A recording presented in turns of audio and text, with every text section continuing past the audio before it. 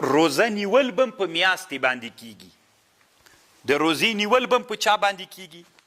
د میاشتې په لیدلو. او د روزې ماتول چې اختر دا بم د میاشتې په لیدلو باندې کیږي. خبر پوه شولئ؟ اوس مسله دلته دا ده، طالبانو یوه مسله ده، مطالعو ته اعتبار سته که نسته ده؟ دا یوه مسئله ده. څوک چې وایي مطالعو ته اعتبار سته، د دې داسې مطلب ده چې هر وطن به ځان ته ویني. هراتیان به ځان ته ویني، کابلیان به ځان ته ویني، جلباتیان به ځان ته وي، خصوصا چې څوک په طول البلد باندې پراته وي. اوس طالبانو مونږ او بغلانیان طول البلد کې یو سره، مونږ او پکتیاوال تقریبا سره په طول البلد په عرض البلد مو تقریبا ډېر فرق نه کوي. خبر باندې پوه سولی یم؟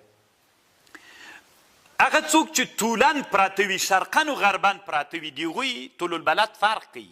نو څوک چې وایي چې مطالعو ته اعتبار سته، د هغې مطلب دا ده چې معنا هره بلده کې به ځان ته سپوږمۍ لیدل کیږي، د یو د بل په سپوږمۍ باندې کفایت نه کیږي. دا یو.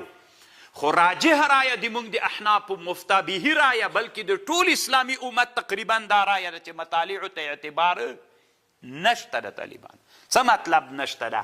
چې جلباتیانو ولیدله، په هراتیانو ته هم خبر ورغی، بس څوک ده پې باندې فرض ده، پې باندې څوک پې فرض ده، روزه پې باندې فرض ده. مطالعو ته اعتبار نسته، په یو مطلع کې چې ولیدل سوله په ټولو باندې روزه څوک ده؟ فرض ده. خو دلته یوه خبر علامه بنوري صاحب او علامه انور شاه کشمیري صاحب کړي چې د امام ضیلعي نه خبر نقل کړي. دا ښه خبر ده طالبانو، مطالعو ته اعتبار نسته ده. خو هلته نسته طالبانو چې دا مطلع دومره لرې نه وي چې شپه ورځې بدلیږي سره. که د کومو وطنونو شپه ورځ سره بدلیدله، مثلا په افغانستان کې، مثلا په هند کې مسلمانانو څوک ولیدله، یا په اندونیزیا او مالیزیا کې، ځکه هغه شرق طرف ته پراته دي، په مالیزیا او اندونیزیا کې سپوږمۍ ولیدل سوله، نو د موږ او د اندونیزیا او د مالیزیا شپه ورځ یوه ده سره، موږ هم ورځ ده، د هغوی هم ورځ ده. اما د موږ او د غرب هلته روزه ورځ څوک ده؟ دا اوس هلته شپه ده، دلته څوک ده؟ یا په هغو وطنونو کې چې موږ سره شپه ورځ بدله ده، هلته حکم چی ده طالبانو؟ هلته بیا مطالعو ته اعتبار سته. ځکه طالبانو علما وایي که مطالع ته اعتبار ورنه کړي. اوس مثلا ته فکر وکړه، په افغانستان کې رمضان میاشته څوک راغله؟ کمه راغله. 9 ورځې د رمضان پوره سولې، سبا څوک ده؟ اختر ده، د میاشته ولیدل سوله بیګا. چې دلته ولیدل سوله، نو مونږ اعلان وکړو که دا مطالعو ته اعتبار نسته، که دا خبر باندې عمل وسي، معنا چې دلته ولیدل سوله، غرب کې هم سبا اختر سي. نو غرب خو طالبانو نن د مونږ دغه د ورځ ختمه سوله، نن په چا باندې؟ په غرب باندې څوک راغلله؟ سهار. ځکه چې په مونږ شپه راغله، په دوی سهار راغی. دوی کوم سهار ده؟ د 9 د ورځې سهار ده. نو خو چې د 9 ورځې سهار ده، که موږ خبر ورسېږي، نو دوی به نن څوک وکړي؟ اختر به کړي. نو چې اختر یې که د دوی څو ورځې راغلې؟ 28 ورځې راغلې. نو علما وایي مطالعو ته اعتبار نسته ده. خو دا هلته چې قریب بلاد وي، بعیدو بلادو کې مطالعو ته اعتبار سته. خو دومره لرې چې ول چې شپه ورځې بدلېدله، کل خراسان والاندلس علما داسې مثال ذکر کړي. اوس په خبر پوه شول؟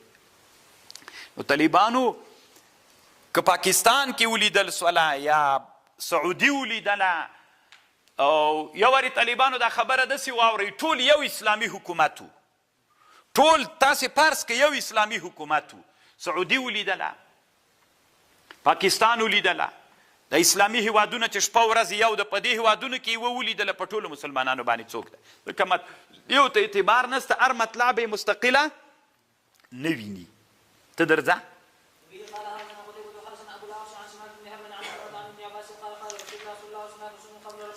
خو یوه خبر بیا دلته سته طالبانو، مطالعو ته اعتبار نسته. اوس دوی وایي هر مملکت ځان ته قضا لري، چې ځان ته قضا لري، هر مملکت به ځان ته څوک کوي؟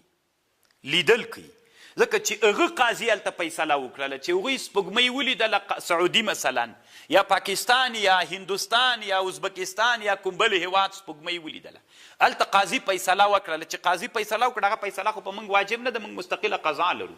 خو دا هلته طالبانو چې دا خبر متواتر رانسي، که دا خبر متواتر راغی طالبانو، لکه دلته علامه بنوري صاحب وایي د رادیو په اړه باندې وایي که د رادیو خبر بنوري صاحب خو ډېر مخکې تېر سوی، هغه وخت کې دغه دنیا دومره پرمختګ نه و لکه دا اوس چې دی د رادیو که دا د رادیو خبره موږ ته متواتر راورسېده، په موږ باندې بیا قضا ته ضرورت نشته، بیا خبر مستفیض سو طالبانو. دې ټکي ته تاسې فکر وي اوس سعودي اعلان وکړه چې څوک نسته، سبا ته روزه ده، موږ اعلان وکړه چې سبا ته څوک نه ده، موږ سپوږمۍ نه ده لیدلې. دا زه منم چې ته مستقل قاضي یې، خو د شرع حکم دا ده چې کله د هغه چې خبر دلته راغی د سعودي خبر متواتر راورسېده، بیا طالبانو متواتر خبر علمي یقین پیدا کوي چې دا خبر داسې متواتر راورسېد سعودي حکومت سپوږمۍ ولیدله چې په متواتره توګه باندې دا خبر موږ ته راورسېده، په موږ باندې بیا څوک ده؟ په موږ مسلمانانو باندې که دلته قاضي فیصله هم نه ده کړې، قاضي فیصلې ته ضرورت نشته، د خبرې مستفیض څوک واجبوي؟ روزه واجبوي طالبانو. زه نه وایم طالبانو نعم اذا تواترت الاخبار راديو متعدده من شتات الجهات ولا تختلف جهات الانباء عن البلد الذي لم ير فيه يختلف فيسوغ العمل بهذه الانباء وتدخل في حد الاستفاضه المفيده للطمانيه. دا استفاضه راولي طالبانو. شامي هم پر المحتار کې په دې باندې بحث کړی، هم شامي بل مستقل کتاب جوړ کړی دا. وليس هذا موضع انجاز البحث وانما القصد اشارات الى المقصود والله ولي التوفيق. دا استفاضه چې تواتر باندې، او نن طالبانو خبر په تواتر راځي کنه. طالبانو ورونو کله تاسې فکر وکړئ دا عوام نه دي نارې وهي چې روزه یې وخوړله 9 ولې نبي علیه السلام 9 کاله روزې نیولي دي. څو کاله؟ لکه فرضیت چې راغلی و 9 کاله په اول کال د هجرت به 9 کاله رسول الله اسلام روزه نیولې ده. 9 کلونو کې 7 کاله کمه راغلې ده، 2 کاله د رسول الله روزه پوره راغلې ده. ډېر ښه کتاب طالبانو ابن حجر هیتمي جوړ کړی ده، اختصاص اهل صیام په باره کې داسې ښه نومیږي، یو جول کې د ما سره شته طالبان. دلته علامه بنوري صاحب هم نقل کړی له کتابونو نه د رسول صلی الله علیه وسلم 9 کاله روزه نیولې، 7 کاله رسول الله روزه کمه راغلې، خدایي خپله کمه راغلې ده. باب ما جاء فی الصوم بالشهادت، یعنې طالبانو په شهادت باندې روزه صحیح کیږي. خو طالبانو یو ټکي تنبیه کړي که چا د ورځې سپوږمۍ ولیدله دې لیدلو ته اعتبار نشته ده. دی وایي طالبانو علامه بنوري صاحب وایي په هند کې خو اسلامي حکومت نسته چې قضا وسي، که یو مسلمان خبر میاشته لیدلې ده بس په د ثقه سړي باندې د عمل وسي، او د اختر په هغه کې د بیا په 2 ثقو باندې اعتماد وکړل سي. باب ما جاء شهر عید لا ينقصان، طالبانو 2 میاشتې د اختر دا دواړه پرله پسې نه کمیږي. درځه دې کې طالبانو د علماو ډېر اختلاف شته، څو معناوي علماو ذکر کړي دي، خو همدا مطلب د 2 میاشتې یو ځای نه کمیږي چې هم د وړکي اختر کم سي هم د لوی اختر.